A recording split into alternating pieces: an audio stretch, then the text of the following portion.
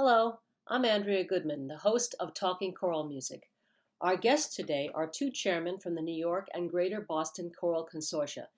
Nick Adams is the director of the Cantata Singers with the Greater Boston Choral Consortium, or GBCC, and Deborah Simpson King, who is the director of the Schola Cantorum on Hudson, and she is the chair of the New York Choral Consortium. We also have with us Tori Cook from Chorus Connection, an organization helping choruses with administrative issues such as marketing and so much more. These organizations play an enormous role in the chorus community, helping choruses to realize that we are not alone. They help with so many aspects of administration, especially now as we look forward to a time when we will be returning to live performance. Find out how they can help you and how you might even be able to start one in your own community on Talking Choral Music.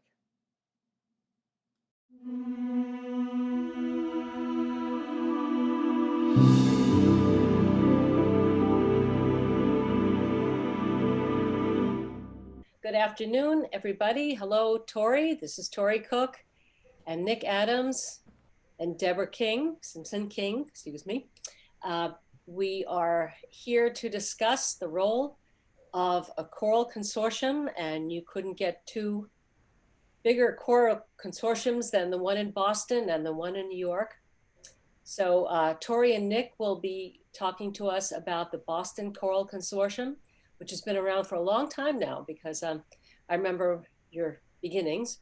And then Deborah King will be discussing the New York Choral Consortium, both of which, the New York and Boston, are of considerable size because there are hundreds of singers involved in both consortiums and many, many choirs.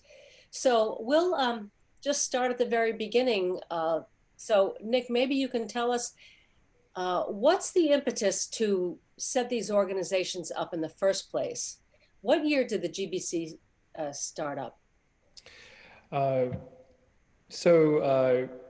The Greater Boston Choral Consortium was begun by my predecessor, or one of my predecessors at the Cantata Singers in Boston. So I work in my day job as a full-time manager of chorus. And so one of maybe our first executive director, her name was Marie Lindquist. I believe it's in the late 80s, 1989 or 1990, started the Greater Boston Choral Consortium. And I think it really was a small but hearty group of folks who wanted to share best practices between themselves about managing choruses. And so it's, as we all know, that we wear many different hats at these kinds of organizations, most of which don't have full-time staff. And so the shared learning and the shared experiences can be something that's really important and really a lifeline to doing different kinds of things or new kinds of things or better kinds of things. And so I think that's really what I would say is the impetus to start an organization like this, is the shared learning, the community that's created, and the networking opportunities to move our courses forward.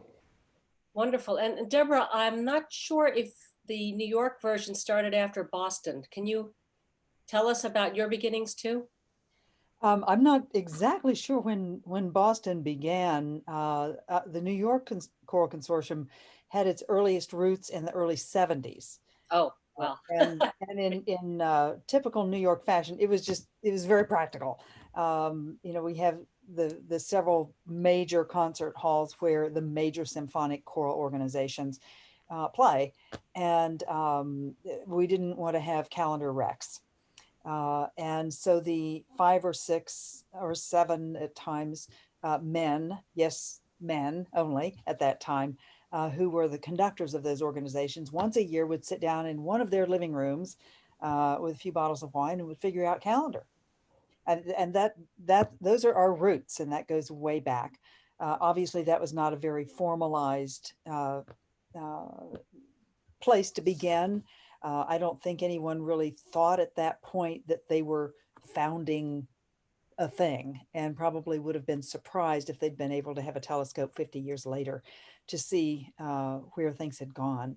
What Nick described, I think, is what we have evolved to, and I think are really good things to consider for new locations that are considering the possibility of having a choral consortium um, in their area. And I'm not necessarily one to think that every area is right for one, but certainly they are wonderful where they do exist with good meaning.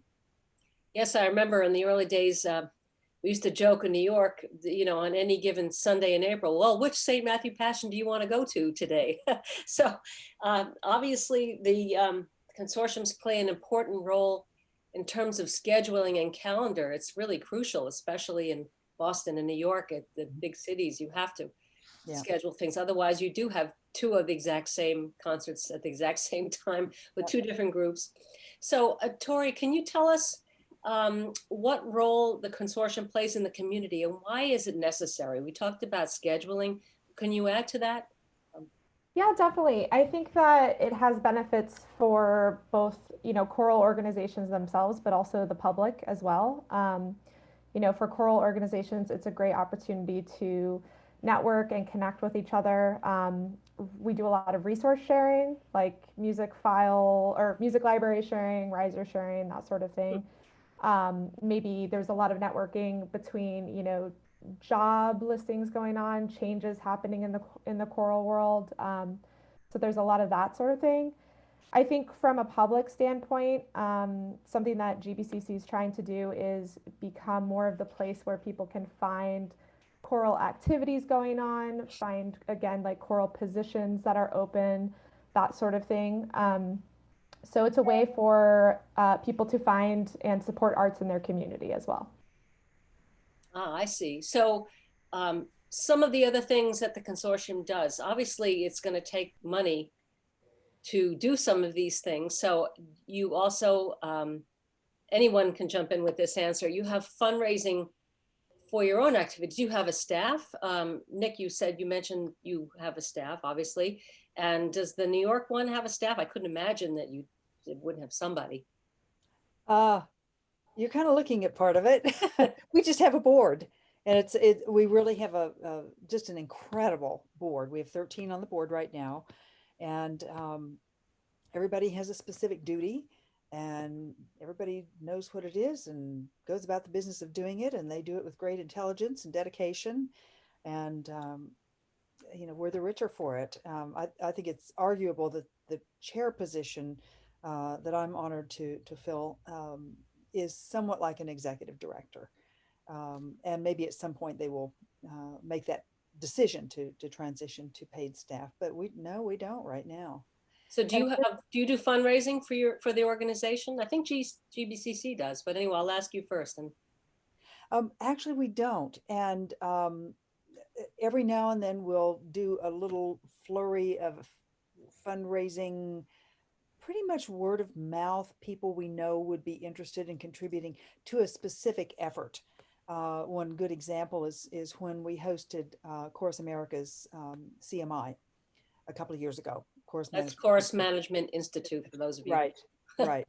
And the host organization, which was us, is expected to not only provide certain amenities on location, but also to assist with funding, both fundraising and, ideally make a contribution themselves. And we did all of that, and that was just kind of quietly done among people that we knew would want to contribute to it.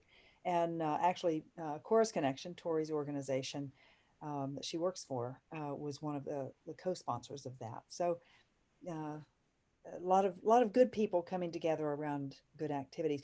It was interesting also to hear Tori talk about a number of the things that the Boston Consortium does that actually we don't do in New York, simply because we have also what we call the Vocal Area Network, van.org, that does a lot of those same things that Tori was talking about in terms of job listings and that kind of exchange of information. So we're fortunate to have both of our two organizations. And if there are two places that I always tell auditioning singers when they come to me to audition for my organization, You know, I always want people to look around. I don't want them to feel like they're only looking at one organization.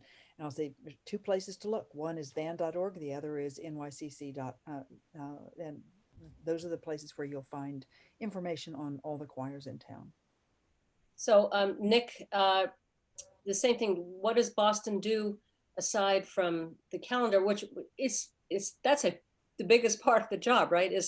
It must be so enormous that I can't imagine you wouldn't pay someone to do that. We had that here in my neighborhood, Eastern New York and Western Mass, and it was so overwhelming the guy gave up. So tell us about the Boston experience doing that.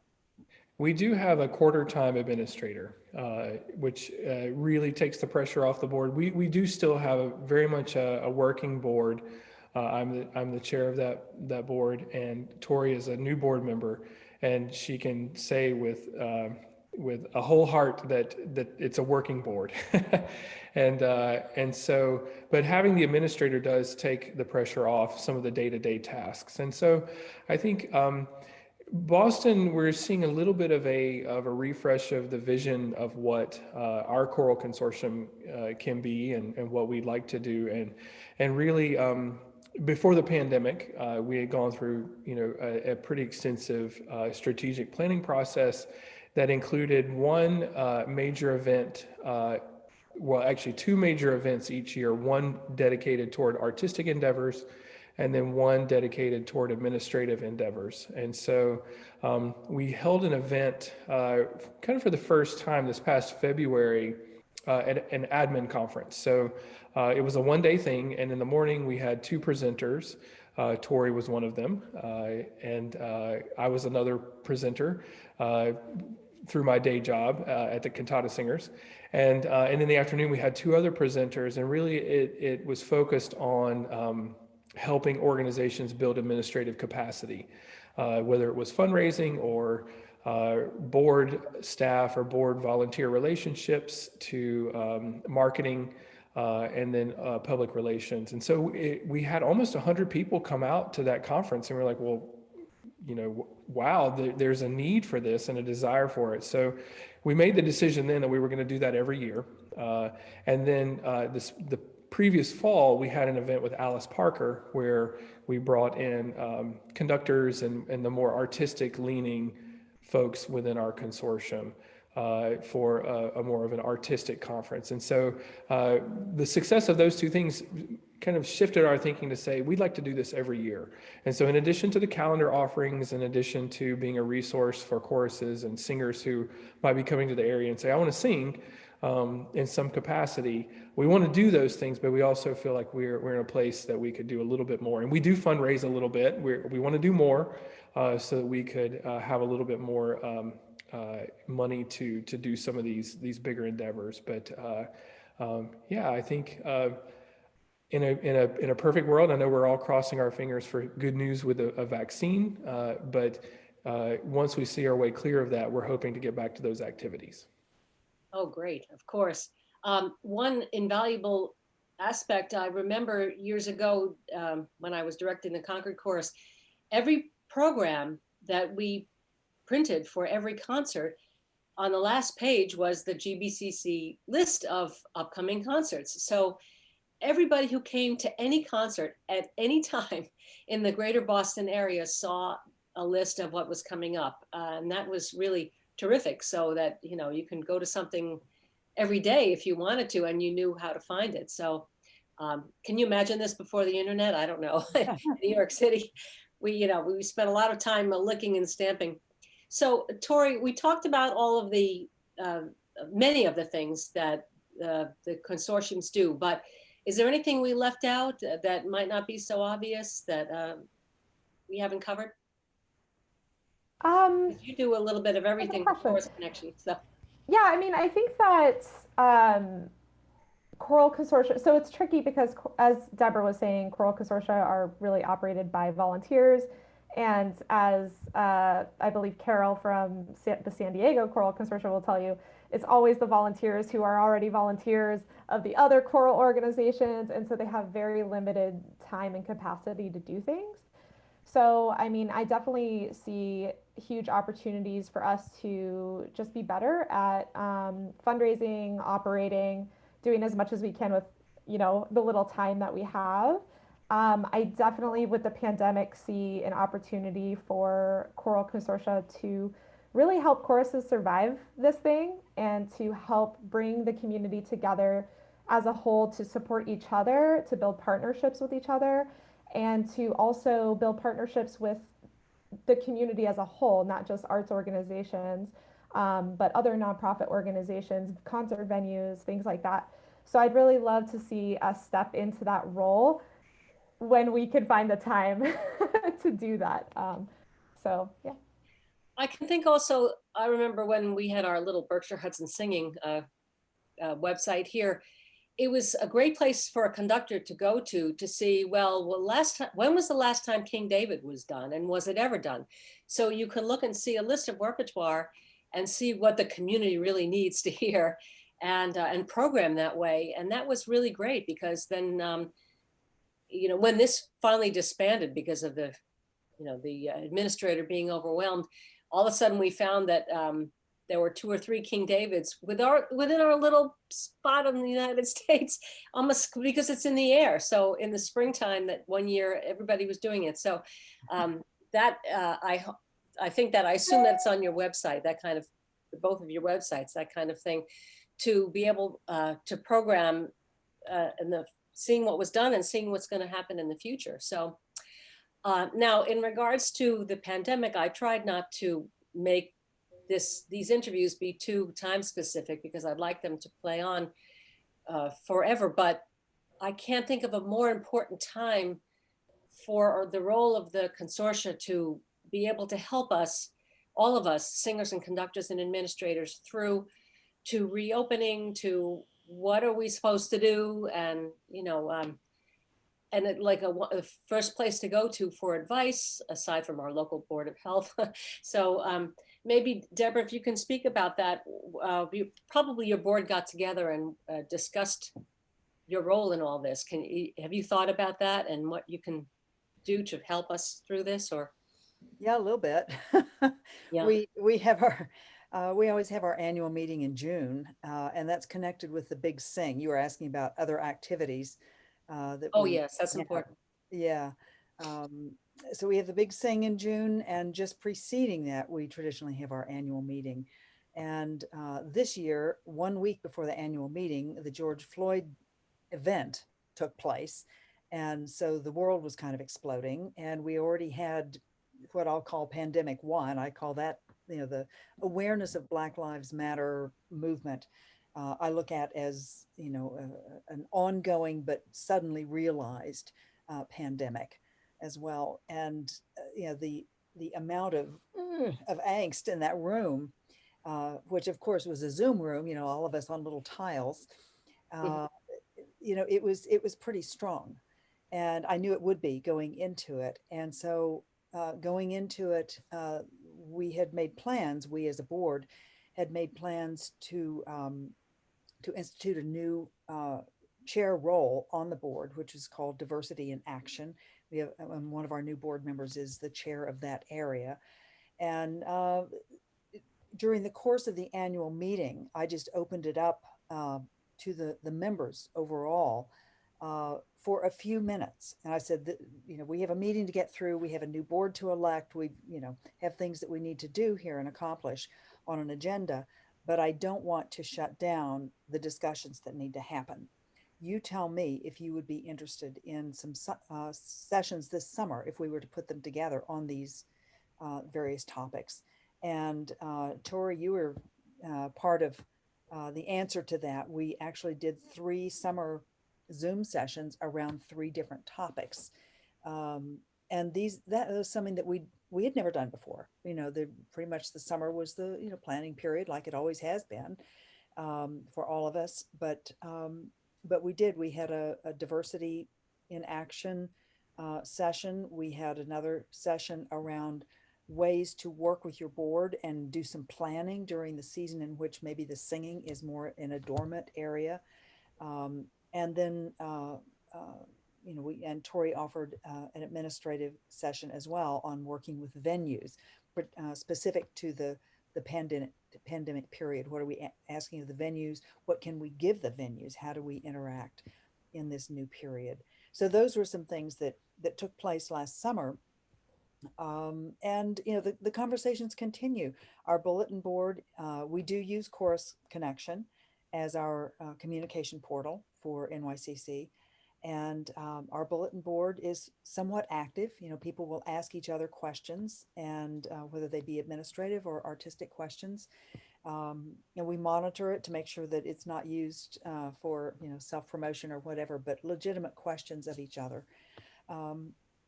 And so it's a fairly active group. I'm really very proud of the spirit within the consortium. My kind of underlying mantra with this group is that this is about doing things better together. Doing things that we can do better together than we can do separately, and that there is no competition. Now that's a little bit pie in the sky. On the other hand, if we were truly on mission and truly doing everything as well as we possibly could, I maintain we would not have enough seats with all of our houses combined to fit the public. So that's what we need to do together, is raise public awareness. So it's yes, about serving the members, and we do a similar, not identical, but similar to what you do, Nick, in terms of providing a couple of sessions during the year for membership overall. But we also recognize that our secondary clientele, if you will, or patronage, is the population of New York City. And New York City, of course, is very much like Boston in that being some of the major old cities with old choral traditions, we're looked to from all around the country, even around the world, as leaders. And so we kind of try to reach out on all three of those levels in various ways.